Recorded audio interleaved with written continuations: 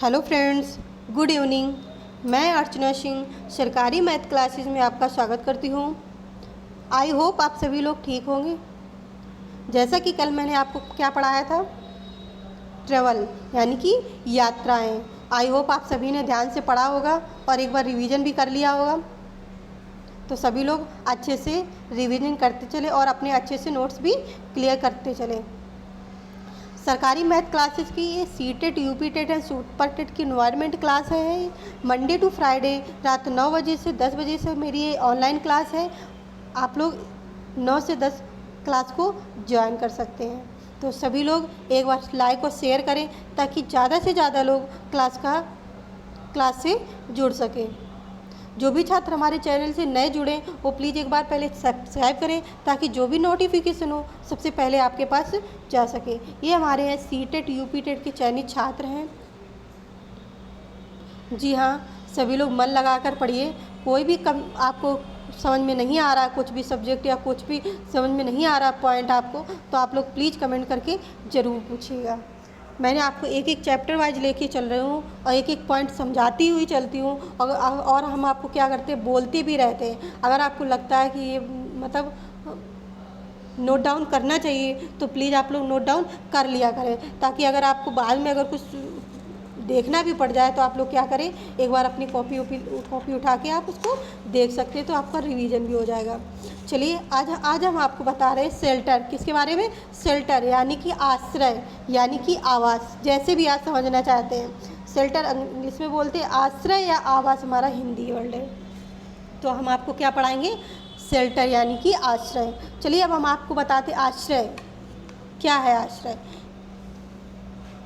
किसी जीव जंतु का वह परिवेश, किसी जीव जंतु का वह परिवेश या आश्रय या आवास कहलाता है जिसमें वह निवास करता है। क्या करता है? वो निवास करता है। वही तो हमारा आश्रय कहलाता है, वही तो हमारा आवास कहलाता है, जहाँ हम लोग निवास करते हैं। हम लोग अपने घरों पे निवास करते, घर पे रहते हैं, वो हमारा क्या है? परिवेश है, वहाँ का आश्रय है। ये क्या है? हमारा आवास है। उसी वह हमारा कुछ भी आपसे पूछ लिया, परिवेश, आश्रय, आवास, तो आप लोग को वही रहा है। तो इसकी डिफिनीशन अगर पूछ रहा है आपसे क्या है आवास, तो मतलब किसी भी जीव जंतु का वह परिवेश या आश्रय कहलाता है जिसमें वह निवास करता है। वही हमारा क्या कहलाता है? परिवेश या आश्रय।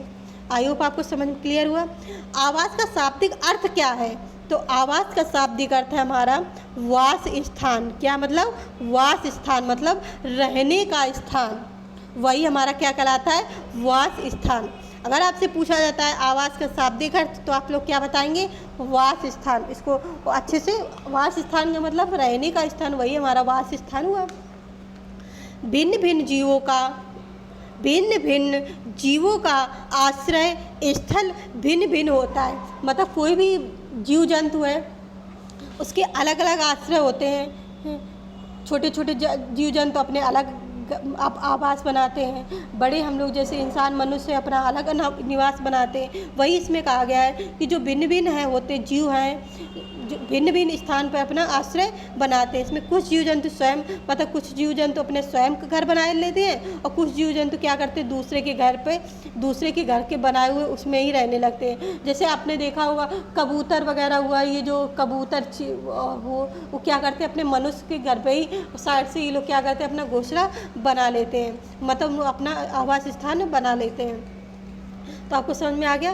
भिन्न भिन्न जीवों का आश्रय स्थल भिन्न भिन्न होता है। इसमें कुछ जीव जंतु स्वयं के द्वारा बनाए गए घरों में रहते हैं और तो कुछ जीव जंगल व मनुष्य के द्वारा बनाए गए घरों में रहते हैं।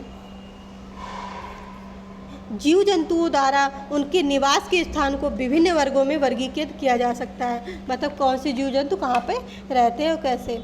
तो जीव जंतुओं द्वारा उनके निवास के स्थान को विभिन्न वर्गों में वर्गीकृत किया जा सकता है, जो निम्नलिखित है। चलिए आइए सभी लोग एक बार जल्दी से शेयर कर दिए ताकि ज़्यादा से ज़्यादा लोग क्लास से जुड़ सके। अभी हमारा आश्रय या आवास है, इसके कितने प्रकार होते हैं? इसके 2 प्रकार होते हैं। कौन कौन से? पहला होता है हमारा स्थलीय आवास, पहला हमारा होता है स्थलीय आवास और दूसरा होता है हमारा जलीय आवास। कौन से दो आवास होते हैं? अगर आपसे पूछा जाता है आश्रय आवास के कितने प्रकार होते हैं तो आप लोग क्या बताएंगे? हमारा 2 प्रकार होते हैं।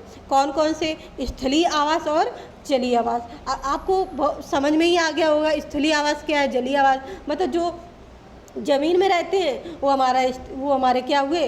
स्थलीय आवास। जो जैसे स्थलीय आवास हुआ। और जो हमारे पानी में रहते हैं वो हमारे जलीय, जो पानी में अपने घर बनाते घोंसला देते हैं वो हमारे जलीय आवास हो गया। तो आपको पता चल गया होगा नाम से ही। फिर भी चलिए अब हम आपको बताते हैं स्थलीय आवास क्या। इसके अंतर्गत स्थल पर पाए जाने वाले जीव जंतु निवास करते हैं उसे क्या कहते हैं? स्थलीय आवास कहते हैं। स्थलीय आवास में क्या आ जाता है? जैसे घास स्थल आ जाता है, पर्वतीय स्थल, मरुस्थलीय, तटीय, वनीय, ये हमारे जितने होते हैं घास, पर्वत, तटीय, वन, ये सब क्या हमारे स्थल है ना। तो इन जगहों पे जो लोग रहते हैं उनका निवास करते हैं, उन्हीं को स्थलीय आवास कहते हैं। अब ये जो हमारा जलीय आवास क्या है? ये जलीय आवास में जैसे जैसे तालाब हुआ, तालाब में जो जीव जंतु रहते हैं, झील में रहते हैं, समुद्र इत्यादि आदि में जो अपना आवास बना लेते हैं उसे क्या कहते हैं? हम जलीय आवास कहते हैं। तो इसमें मुझे नहीं लगता कि आपको कोई कन्फ्यूजन हुआ होगा। चलिए अब हम आपको बता रहे हैं स्थलीय आवास। स्थलीय आवास के कौन से मतलब इसके भी पार्ट है स्थलीय आवास के। कौन कौन से हैं स्थलीय आवास के? हमारे हैं पहला है घासीय स्थल, दूसरा है पर्वतीय स्थल। कौन कौन सा? घासीय स्थल और पर्वतीय स्थल। आइए जानते हैं घासीय स्थल क्या है। अगर आपको लगता है कि हमें घासीय स्थल या पर्वतीय स्थल, ये जो मैंने आपको स्थलीय आवास या जलीय आवास बताए इसकी डेफिनेशन भी बताते जा रहे हैं कौन से, तो अगर आपको लगता है कि इसको लिखना है तो आप लिख सकते हैं। मैं आपको आराम से बोलती, आप लोग क्या करें, वीडियो को रोक के आप उसको लिख सकते हैं, या अगर मैं बोलती जा रही हूँ तो आप तब भी आप इसको लिख सकते हैं। चलिए हम आपको बता रहे हैं घासीय स्थल। घासीय स्थल में जो घासीय स्थल में वृक्ष घने और बड़े होते हैं, जो क्या होते हैं? वृक्ष घने और बड़े होते हैं। इन क्षेत्रों में जो मौसम होता है वो कोई निश्चित समावधि के लिए मतलब कोई भी घासीय स्थल में जो है ना इस समय आता जाता रहता है। आपको पता है समय के लिए आते जाते रहते हैं। ग्रीष्म ऋतु में यहाँ गर्मी होती है, सर्दी, और जब शीत ऋतु होती है तो ठंडी होती है, शुष्क हवाएं भी चलती हैं। यही हमारे क्या है? समयावधि निश्चित होते। तो इन क्षेत्रों में पाए जाने वाले जंतुओं में विशिष्ट लक्षण भी पाए जाते हैं। आपको पता है जैसे हमने आपको बताया कि इन क्षेत्रों में मौसम एक निश्चित समयावधि के लिए आते जाते रहते हैं। जो घासीय मौसम, सबसे पहले हमने आपको ग्रीष्म ऋतु बताया, शीत ऋतु बताया, और शुष्क हवाएं भी चलती हैं। इन क्षेत्रों में पाए जाने वाले जंतु में एक विशिष्ट, जो घासीय स्थल में रहते हैं इनमें एक विशिष्ट गुण भी पाए जाते हैं, विशिष्ट लक्षण भी होते हैं। क्या लक्षण होते हैं? जो घास के मैदानों में पाए जाने वाले जंतु होते हैं वो बहुत तेज़ी से दौड़ते हैं, मतलब बहुत तेज़ दौड़ते हैं। उनका रंग कैसा होता है? उनका रंग भूरा होता है। तो आपको क्लियर हो गया घासीय स्थल के बारे में। जो घासीय स्थल होता है वहाँ पे वृक्ष घने और बड़े होते हैं, मतलब बहुत ज़्यादा घने होते हैं वहाँ पे और बड़े बड़े होते हैं। इन जगहों पे मौसम है, इनका मौसम है जो एक निश्चित समयावधि के लिए आते जाते रहते हैं। कभी गर्मी आती है तो कभी सर्दी आती है, कभी शुष्क हवाएं चलती है। इन क्षेत्रों में पाए जाने वाले जंतु जो घासीय स्थल पर जो वो जंतु पाए जाते हैं उनमें एक विशिष्ट लक्षण होता है। वो लक्षण कौन सा है? जो वो क्या करते हैं? ये बहुत तेज़ी से दौड़ते हैं और इनका रंग क्या होता है? भूरा होता है। तो आपको घासीय स्थल क्लियर हुआ। चलिए नेक्स्ट पॉइंट लेते हैं पर्वतीय स्थल। क्या है पर्वतीय स्थल? पर्वतीय आवास जो है में वृक्ष शंक्वाकार के होते हैं। कैसे होते हैं? वृक्ष शंक्वा आकार के होते हैं। पर्वतीय आपने नाम से ही पता चल गया होगा, जिसकी शाखाएं तिरछी होती हैं। पर्वतीय आपको पता है पर्वत होते हैं ऊंचे, तो आपको वहाँ के वृक्ष कैसे होते हैं? शंक्वाकार होते हैं। कैसे वृक्ष होते हैं पर्वतीय स्थल के? शंक्वाकार होते हैं, जिनकी शाखाएं कैसी होती है? तिरछी होती है। क्योंकि इन क्षेत्रों में हिमपात होता है, बर्फ़ पड़ती है, आपको पता है, और हवाएं तेज चलती हैं। पर्वतीय व ठंडे प्रदेशों में रहने वाले जंतुओं की चमड़ी मोटी होती है। जो ये पर्वतीय स्थल है वहाँ पर, जब आपको पता है जहाँ पर्वत है वो ठंडे प्रदेश भी है, वही ठंडा भी मौसम होगा, तो वहाँ पे जो जंतु रहते हैं उनकी चमड़ी कैसी होती है? मोटी होती है। इन जंतुओं की खुर, मतलब पैर जो खुर होते हैं ना, मजबूत और बड़े होते हैं, जिससे आसानी से ढालों पर दौड़ पाते हैं। जो वहाँ के जीव जंतु होते हैं वहाँ के, वो क्या उनकी चमड़ी कैसी हो जाती है, पर्वत क्षेत्र में स्थल में रहते रहते उनकी चमड़ी मोटी हो जाती है, उनकी खुर क्या हो जाती है जंतु की, मजबूत हो जाते हैं और बड़े हो जाते हैं, जिससे वो पर्वतीय इलाकों में, जो पर्वतीय इलाका होता है वो आसानी से उसमें दौड़ या चल सकते हैं। तो आपको क्लियर होगा पर्वतीय स्थल। चलिए नेक्स्ट पॉइंट है जलीय स्थल। नेक्स्ट पॉइंट क्या है हमारा, जलीय आवास। जलीय आवास में मतलब फर्स्ट पॉइंट है जलीय आवास का समुद्र। क्या हमारा, समुद्र। समुद्र में रहने वाले जीव जंतु लवणीय जल में वास करते हैं। कैसे, कौन से जल में वास करते हैं, लवणीय जल में वास करते हैं, जो सांस लेने के लिए जल में घुलित ऑक्सीजन का उपयोग करते हैं। किसका उपयोग करते हैं, घुलित ऑक्सीजन का उपयोग करते हैं। जो समुद्री जल में रहने वाले जीव होते हैं उनकी विशेष संरचना होती है। उनकी कैसी संरचना होती है, इन जीवों को शारीरिक संरचना धारा रेखी होती है। जो समुद्र में जो जीव जंतु रहते हैं इनकी संरचना कैसी होती है, धारा रेखीय होती है, ताकि वे जल के अंदर तेज़ी से गति कर सके, मतलब चलते और दौड़ते हैं इसी वजह से होते हैं, क्योंकि उनकी जो शारीरिक संरचना होती है, जो उनकी बनावट होती है वो कैसी होती है, धारा रेखीय होती है, ताकि वे जल के अंदर तेज़ी से गति कर सकें। तो आपको समुद्र के बारे में क्लियर हुआ। समुद्र में जो रहने वाले जीव जंतु हैं वो कौन से जल में वास करते हैं, लवणीय जल में वास करते हैं। ओके, जो लवणीय जल क्या मतलब, जो सांस लेने के लिए जल में घुलित ऑक्सीजन का उपयोग करते हैं। जो समुद्री में जो जीव जंतु रहते हैं उनकी एक विशेष संरचना होती है। कैसी होती है उनकी संरचना, धारा रेखीय होती है। क्यों होती है, क्योंकि ताकि वे जल के अंदर तेजी से गति कर सके। तो आपको क्लियर हो गया समुद्र। अब नेक्स्ट पॉइंट लेते हैं तालाब एवं झील। क्या, कौन सा पॉइंट है, तालाब एवं झील। जो तालाब एवं झील में पाए जाने वाले पौधों की जड़ें जलाशय के नीचे मिट्टी में स्थिर रहती हैं। आपने देखा होगा तालाब और झील में पेड़ पौधे निकल आते हैं ना, तो जलाशय उनकी मिट्टी में स्थिर रहती है, उनके नीचे मिट्टी स्थिर रहती है। इन पौधों का तना लंबा, खोखला व हल्का होता है, जिससे ये पौधे पोषक तत्व का अवशोषण करते हैं। किसका अवशोषण करते हैं, पोषक तत्वों का। जो पेड़ पौधे रहते हैं हमारे जलाशय के नीचे वो मिट्टी में स्थिर रहते हैं, जिससे उनके पौधों का तना लंबा, खोखला, हल्का हो जाता है। इससे ये पौधे पोषक तत्वों का अवशोषण करते हैं, जिससे वो क्या करते हैं, पोषक तत्वों को अवशोषण करते हैं। जलीय पौधों की पत्तियां सक्रिय व लंबी होती है। अगर आपसे पूछ लिया जाता है जो जल में पौधे होते हैं उनकी पत्तियां कैसी होती हैं, तो आप लोग क्या बताइएगा। जो जलीय पौधों की पत्तियां होती है वो सक्रिय और लंबी होती हैं तथा तने स्पंजी होते हैं। इन जलीय जीवों का शरीर कैसा होता है, वो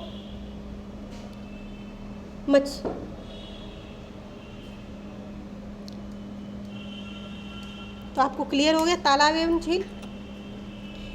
तो इसमें जो पेड़ पौधे होते हैं वो जलाशय के नीचे मिट्टी में स्थिर रहते हैं। इन पौधों को जो तना होता है वो लंबा, खोखला और हल्का होता है, जिससे ये क्या करते हैं, पोषक तत्वों को अवशोषण कर लेते हैं। इनकी पत्तियां क्या होती है, सक्रिय और लंबी होती हैं।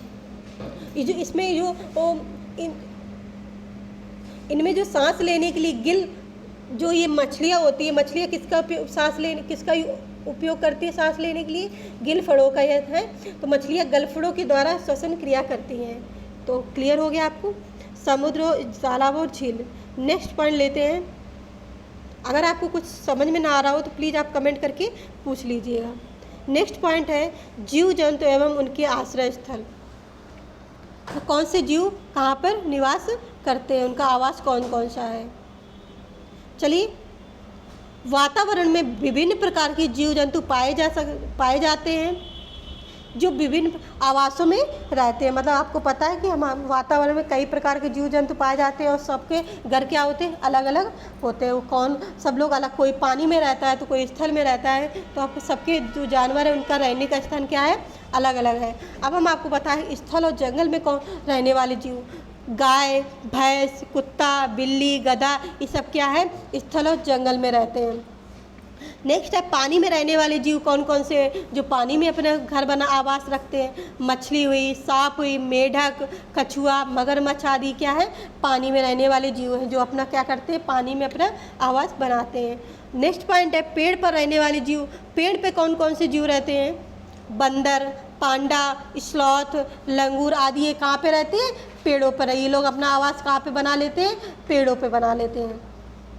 नेक्स्ट पॉइंट है उभयचर। उभयचर का मतलब आपको पता है, जो जल और स्थल दोनों में रहते हैं, उन्हीं को हम क्या बोलते हैं, उभयचर बोलते हैं। क्या बोलते हैं, उभयचर। उभयचर किसको बोलते हैं, जो स्थल में यानी कि ज़मीन में और एवं जल में यानी कि पानी में जो दोनों में रहते हैं, उनको क्या कहते हैं, हम उभयचर कहते हैं। देखिए कौन कौन से दोनों में, जो सांप है, सांप को आप अपने घरों में भी निकल आते हैं, बाहर भी आप देख सकते हो। और सांप और कहाँ रहते हैं, पानी में भी रहते हैं।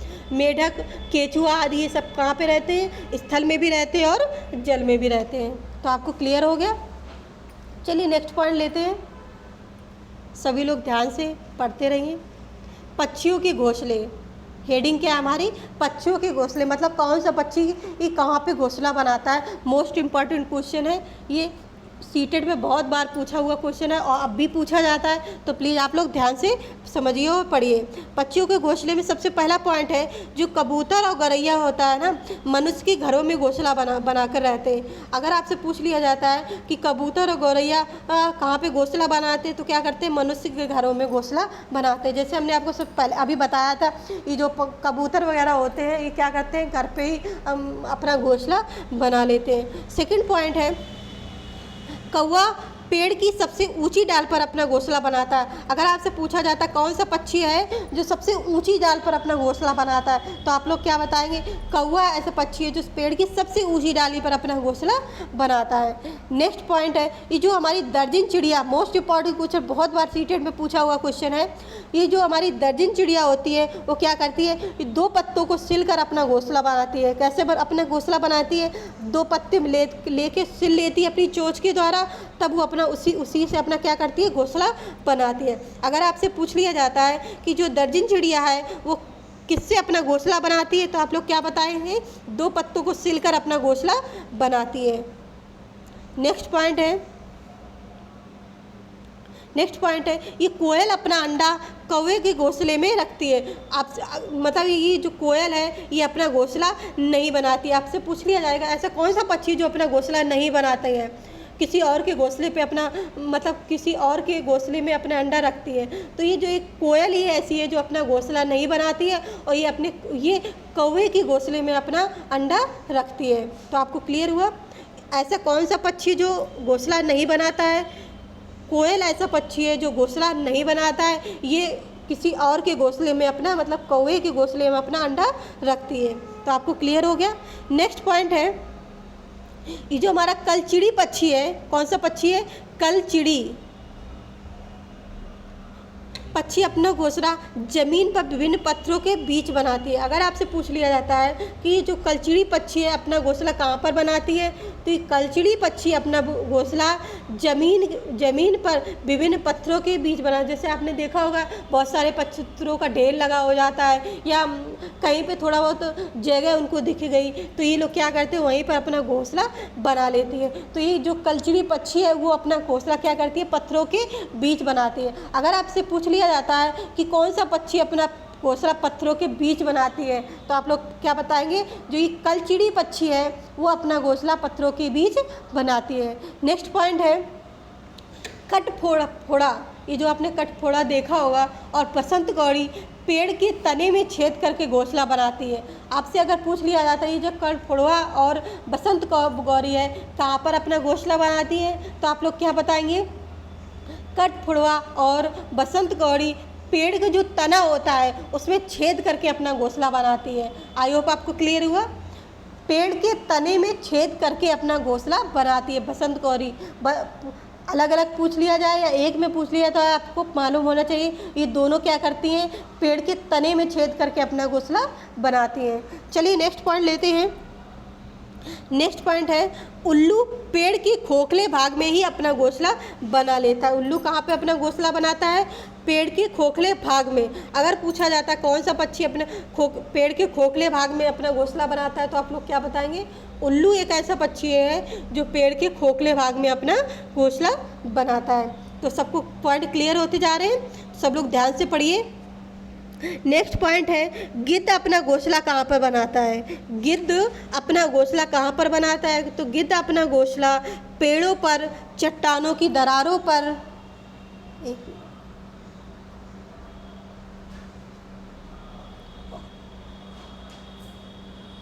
और चील के छोड़े हुए घोंसलों में बनाता है। ये जो हमारा गिद्ध है, गिद्ध अपना घोंसला कहाँ पर बनाता है? पेड़ों पे भी बना लेता है गिद्ध, चट्टानों की दरारों पर भी अपना घोंसला बना लेता है। और जो ये चील अपना घोंसला बनाती है और वो अगर वो छोड़ के चली जाती है तो वो क्या करता है? उसी में गिद्ध अपना घोंसला निवास करने लगता है। तो आपको क्लियर हो गया, गिद्ध अपना घोंसला कहाँ पर बनाती है? पेड़ों पर भी बना लेती है, चट्टानों पे भी बना लेती है, और चील के छोड़े हुए घोंसलों पे भी अपना बसेरा कर लेती है, अपना आवास बना लेती है। नेक्स्ट पॉइंट है ये जो फाख्ता पक्षी है, कौन सा पक्षी? फाख्ता पक्षी है, झाड़ियों के बीच अपना घोंसला बनाती है। अगर आपसे पूछ लिया जाएगा कि फाख्ता पक्षी अपना घोंसला कहाँ पे बनाती है, तो फाख्ता पक्षी झाड़ियों के बीच अपना घोंसला बनाती है। कहाँ पे अपना घोंसला बनाती है? झाड़ियों के बीच अपना घोंसला बनाती है। अभी हम इसी से रिलेटेड आपसे क्वेश्चन करेंगे, तो आप लोग प्लीज़ ध्यान से इसको पढ़िए ताकि आप क्वेश्चन को आसानी से कर सकें। नेक्स्ट पॉइंट है मोरनी अपना घोंसला झाड़ियों एवं पेड़ों की नीची डालियों पर बनाती है। अगर आपसे पूछ लिया जाए कौन सा ऐसा पक्षी है जो झाड़ियों एवं पेड़ों की नीची डालियों पर अपना घोंसला बनाती है, तो आप लोग क्या बताएंगे? मोरनी ऐसा पक्षी है जो झाड़ियों एवं पेड़ों की नीची डालियों पर अपना घोंसला बनाती है। नेक्स्ट पॉइंट है ये जो मादा शुतुरमुर्ग है ज़मीन को थोड़ा सा खोद कर उसमें घोंसला बनाती है और अंडे देती है। जो मादा शुतुरमुर्ग है वो ज़मीन को थोड़ा सा खोद लेती है, फिर उसमें घोंसला बनाती है और उसी में अंडे देती है। तो आई होप आपको क्लियर हुआ। अगर आपसे ऐसे भी पूछ लिया जाता है ऐसा कौन सा पक्षी है जो ज़मीन को खोद कर अपना घोंसला बनाती है, तो आप लोग क्या बताएंगे? मादा शुतुरमुर्ग ऐसा पक्षी है जो ज़मीन को खोद कर अपना घोंसला बनाती है और उसी में क्या करती है? अंडे देती है। आई होप आपको सारे पॉइंट क्लियर हुए। प्लीज़ आप लोग ध्यान से पढ़िए और समझते और नोट डाउन जरूर करते रहिए। चलिए अब हम नेक्स्ट पॉइंट है मनुष्य का आवास। अभी हमने आपको सारे जीव जंतु पक्षी बताए, अब हम आपको बता रहे हैं मनुष्य के आवास में। ठीक, पॉइंट है हमारा मनुष्य का आवास। कौन कौन सा मनुष्य का आवास होता है? एक आवास होता है स्थायी आवास और एक होता है अस्थायी आवास। कौन कौन सा? स्थायी आवास और अस्थायी आवास। अब हम आपको बताते हैं स्थायी आवास क्या है। मतलब जो जैसे मनुष्य है अपना परमानेंट, आपको पता है परमानेंट एड्रेस होता है, मतलब वहीं पे सब लोग रह रहे हैं। ऐसा नहीं करते कि आज यहाँ रह रहे हैं कल हम दूसरी जगह छोड़ के चले जाएंगे, नहीं, हम एक ही जगह पे रहते हैं और वहीं पे मतलब जिसमें मनुष्य निरंतर और स्थायी रूप से निवास करते, वही क्या है? हमारा स्थायी आवास है। स्थायी आवास क्या है? जिसमें मनुष्य निरंतर एवं स्थायी रूप से निवास करता है, वही हमारा क्या कहलाता है? स्थायी आवास।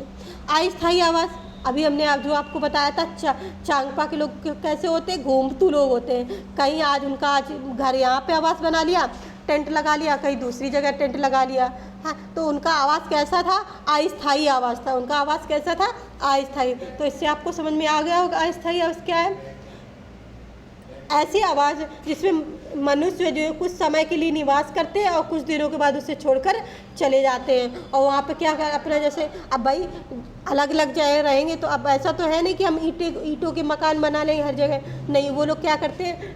तंबू या टेंट बनाकर अपना निवास करते हैं। तो आपको क्लियर होगा स्थायी आवास अस्थायी आवास। जो परमानेंट के लिए रहते हैं उसको क्या कहते हैं? हम निरंतर रहते हैं, वो हमारा स्थायी आवास है। जो व्यक्ति एक जगह से दूसरी जगह ट्रांसफ़र होते रहते हैं। आज उनका टेंट यहाँ पे लगा, दूसरा जगह तंबू वहाँ पे लगा, तो ये क्या हुआ, उनका अस्थायी आवास हुआ। आई होप आपको सबको क्लियर हो गया। चलिए अब हम आवास निर्माण को प्रभावित करने वाले कारक देखते हैं आवास निर्माण को प्रभावित करने वाले कारक कौन कौन से हमारे जो आवास हैं उनको प्रभावित करते हैं कारक। फर्स्ट है स्थान की भौगोलिक स्थिति। कौन सा है? स्थान की भौगोलिक स्थिति। जो हमारा आवास स्थान है समतल जगह पर है या पहाड़ी स्थान पर शहर में है या गांव में, इससे आवास निर्माण प्रभावित होता है। इससे क्या होता है? आवास निर्माण प्रभावित होता है। सेकंड है हमारा विशेष स्थान की जलवायु। इससे उस विशेष स्थान पर वर्षा अधिक होती है। अब जैसे आप रेगिस्तान में पहुंच जाए, राजस्थान में पहुंच गए, अपने यूपी इधर साइड आ गए जहाँ पे ज़्यादा वर्षा होती, कहीं पे कम वर्षा होती है, तो क्या हमारी जलवायु क्या होती है? प्रभावित होती है। तो कहीं पे ज़्यादा गर्मी पड़ती है तो कहीं पे ज़्यादा सर्दी पड़ती है। तो ये क्या है हमारा विशेष स्थान की जलवायु पे, इससे भी हमारा आवास निर्माण प्रभावित होता है। थर्ड था हमारा व्यक्ति की सामाजिक स्थिति। मतलब व्यक्ति की जो सामाजिक आर्थिक स्थिति भी उसके आवास को प्रभावित करती है। अब जैसे व्यक्ति की स्थिति अच्छी हुई तो क्या करता है? अपने घर को मेंटेनेंट मतलब कुछ भी दिक्कत हो रही हो घर में, वो क्या करवाता है? सही करवा लेता है। और जिसकी आर्थिक स्थिति सही नहीं होती है वो अपना नहीं करवा, तो इससे भी क्या हमारा आवास हुई है हमारा प्रभावित होता है। नेक्स्ट पॉइंट है हमारा विशेष स्थान पर उपलब्ध निर्माण सामग्री। विशेष स्थान पर उपलब्ध निर्माण सामग्री, यहाँ पर क्या है कि जिस विशेष स्थान पर जिस प्रकार की निर्माण सामग्री उपलब्ध होती है वहाँ आवास निर्माण में उसकी अधिकता अवश्य दिखती है। तो आई होप आपको इसके सारे पॉइंट क्लियर हुए। नेक्स्ट चलते हैं। सभी लोग शेयर करते रहे ताकि ज़्यादा से ज़्यादा लोग क्लास का लाभ ले सके। चलिए अब ये हमारा विभिन्न प्रकार के घर, अब हम आपको लेके चलते कौन विभिन्न प्रकार के घर, कौन कौन से हमारे कैसे घर हैं। पहला पॉइंट है हमारा मिट्टी के घर। आपको पता ही होगा मिट्टी के घर कैसे होते हैं। गांव में अधिकतर आपको मिट्टी के घर गांव में ज़्यादा देखने को मिलते हैं। मिट्टी ग्रामीण क्षेत्रों में अधिकतर देखने को ये मिलते हैं। जैसे राजस्थान, उत्तर प्रदेश, बिहार, इन जगहों पे ज़्यादा ये मिट्टी के घर हमारे मिलते हैं। मिट्टी के घर होते हैं, उनकी दीवारें मोटी होती हैं और इनके घरों को क्या कहते हैं समय समय पर, जैसे आपने देखा होगा दीपावली मतलब जो भी त्यौहार होते हैं उनमें लीपा जाता है। और भी जैसे ख़राब जैसे ज़मीन थोड़ी सी उनमें अगर लीपते रहते ताकि उन जगहों पे क्या है कीड़े मकोड़े ना हो। मैंने आपको जैसे पढ़ाया था जब हम गोबर को लीपते हैं तो क्या होता है वहाँ पे जो छोटे छोटे जीव जंतु हैं वहाँ पे नहीं आ पाते। तो आपको पता चल गया। और जो इन घरों की मिट्टी को मजबूत बनाने के लिए इसमें भूसा भी मिलाया जाता है। जब ये लोग घर बनाते हैं मिट्टी का तो उसमें क्या मिलाते हैं मजबूत करने के लिए घर को भूसा मिलाकर बनाते हैं। तो आपको मिट्टी के घर पता चल गया। गांव में राजस्थान वगैरह में ये मिट्टी के घर ज़्यादा दिखाई देते हैं। नेक्स्ट पॉइंट है लकड़ी और पत्थर के घर। कैसे? लकड़ी और पत्थर के घर। ये घर आपको कहाँ पे देखने को मिलते हैं? जम्मू कश्मीर, हिमाचल प्रदेश आदि में देखने को। लकड़ी पत्थर के घर कहाँ पे देखने को मिलते हैं आपको? जम्मू कश्मीर, हिमाचल प्रदेश। यहाँ पे क्या है अधिक बारिश होती है। कैसे? यहाँ पे क्या होती है अधिक बारिश होती है। तो आपको समझ में आ गया। पत्थर और लकड़ी के घर होते हैं। पत्थर के घरों की पुताई चूने से की जाती है ताकि इनका बचाव कीड़ों से किया जा सके। जैसे अगर आप पत्थर के घर बन जाते हैं तो उनका किससे पुताई की जाती है? चूने से पुताई की जाती है ताकि इनका बचाव कीड़ों से हो जाए। जब हमने मिट्टी के घर आपको बताए थे उनको बचाव के लिए हम क्या करते थे? गोबर से लीपते थे ना, तब उनके कीड़े मकोड़े से बचाव होता था। अब लकड़ी और पत्थर के घर आ गए तो पत्थर के घरों की पुताई इसलिए जाए ताकि उनमें कीड़े मकोड़े से बचाव किया जा सके। जो हमारी ये जो लद्दाख के लोग होते हैं ये अपने घरों के निचले हिस्से में पालतू जानवरों को, मैंने आपको जब लद्दाख के घर पढ़ाए थे तो वो लोग क्या करते हैं जो निचला हिस्सा होता है उनका वो क्या करते हैं उसमें पालतू जानवरों और सामान आदि को रखते हैं लोग अपने घरों। और जो अपने छत होती है वो क्या कर देते हैं अपना अब फसल आदि सुखाने के लिए करते हैं। तो आपको क्लियर हो गया सारा। इसमें मिट्टी के घर कहाँ पे होते हैं? उत्तर प्रदेश हो गया, राजस्थान हो गया, यहाँ पे जब बिहार हो गया, यहाँ पे क्या होता है, मिट्टी के घर ज़्यादा देखने को मिलते हैं। इनकी दीवारें मोटी होती हैं, ये अपनी दीवारों पे समय से लीप पे पोतते रहते हैं ताकि उन्हें कीड़े मकोड़े से बचाव हो सके। और ये जो वो मिट्टी के घर बनाते हैं, इसमें थोड़ा सा भूसा मिलाकर बनाते हैं। क्यों बनाते हैं भूसा मिलाकर? क्योंकि ये इन घर को मजबूत बनाने की। लकड़ी पत्थर के घर बनाए जाते हैं। थर्ड है आपका बांस और लकड़ी के घर। कैसे? बांस और लकड़ी के घर। ये घर उन क्षेत्रों में बनाए जहाँ वर्षा की मात्रा अधिक होती है। ये घर कहाँ पे बनाए जाते हैं? जहाँ पे वर्षा की मात्रा अधिक होती है। जैसे हमने आपको असम पढ़ाया था, असम के घर कैसे होते हैं? लकड़ी के घर बनाए जाते हैं ना उसमें, वहाँ पे क्या होती है? वर्षा अधिक होती है ना इससे। तो ये घर हमने आपको जो बताया था, जब असम, ये घर ज़मीन से 10 या 15 फुट या 12 फुट ऊंचाई पर बनाए जाते हैं। इनको मजबूत करने किस पर बनाए जाते हैं? मजबूती खम्बे पर। इनको जो हमने आपको बताया था, ये जो उनका तना होता है पेड़ों का, वो उसी से ये लोग क्या करते हैं, अपने जो नींव होती है घर की, तो मजबूत रखने के लिए उन्हीं का उपयोग करते हैं। तो आपको समझ में आएगा बांस और लकड़ी के घर कहाँ बनाए जाते हैं? असम में। असम में क्या, वहाँ पे क्या होता है? वर्षा अधिक होती है। असम के लोग अपना 10 से 12 फीट ऊंचे अपना मकान बनाते हैं। नेक्स्ट पॉइंट है बर्फ़ के घर या इग्लू। हमने आपको अभी क्लास मतलब जब बीच बीच में बताते हुए भी गए थे, जो बर्फ़ के घर होते हैं उनको क्या बोलते हैं? इग्लू बोलते हैं। क्या बोलते हैं? इग्लू। ये बर्फीले क्षेत्रों में बर्फ़ के बड़े बड़े टुकड़ों को जोड़कर इस प्रकार के घर बनाए जाते हैं जिसे इग्लू कहा जाता है। जो बर्फ़ के छोटे छोटे टुकड़े होते हैं उन्हीं से वो जो जोड़कर घर बनाते हैं उसे क्या कहते हैं? इग्लू कहते हैं। ये घर कैसे, किस आकार के होते हैं? अगर पूछ लिया जाता है इग्लू कौन से आकार का होता है, तो क्या बताएंगे आप? गुम्बद के आकार का होता है। इनका जो प्रवेश द्वार जहाँ से हम लोग एंट्री करते हैं उनका बहुत ज़्यादा छोटा होता है। क्यों छोटा? जिससे बर्फीली हवाएं उसमें प्रवेश ना कर सके, जिससे उनकी बर्फीली हवाएं प्रवेश ना कर सके। क्लियर हुआ आपको बर्फ़ के घर? जी हाँ, बर्फ़ के जो छोटे छोटे टुकड़े होते हैं उनको जोड़कर एक इग्लू घर बनाते हैं। ये घर गुम्बद के आकार के होते हैं। इनका जो प्रवेश द्वार होता है बहुत छोटा होता है। क्यों छोटा होता है? जिससे जो बर्फीली हवाएं होती हैं वो अंदर प्रवेश ना कर सके। तो आपको क्लियर हुआ? नेक्स्ट पॉइंट है हाउस बोट। मैंने हाउस बोट के बारे में भी आपको पढ़ा चुके हैं हम आपको। जो ये लकड़ी से निर्मित घर होता है, जो हाउस बोट होता है वो कैसा होता है? लकड़ी से निर्मित होता है। जो ये क्या कहता है, जो सदा पानी के ऊपर तैरता रहता है। हमने जो हाउस बोट पढ़ाया था, आपको बताया था, ये किससे निर्मित होता है? लकड़ी से निर्मित होता है।